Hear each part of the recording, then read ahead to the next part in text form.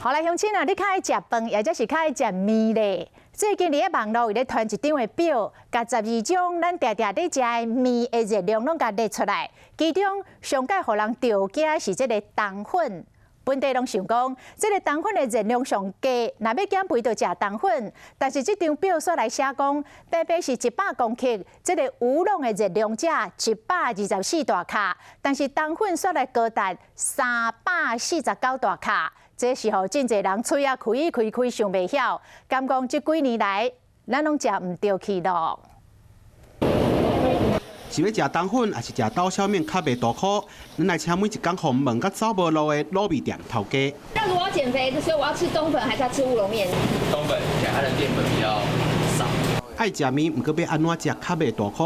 伫咧网络顶悬有人安尼讲，同款是100公克，打的冬粉就爱349卡路里，打的拉面较少290卡路里，打的刀削面265卡路里。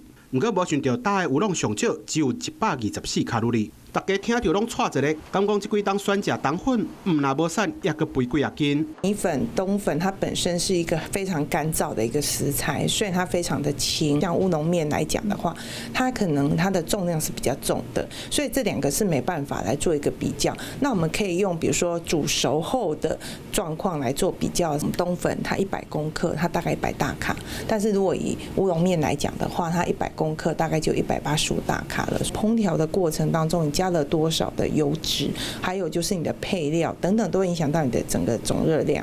咱来看食一份白饭的热量，等于是食一份乌龙，煞等于食2份的冬粉，所以大家唔免惊吓，唔免紧张，想要好食，阁袂大颗，食冬粉就对啊。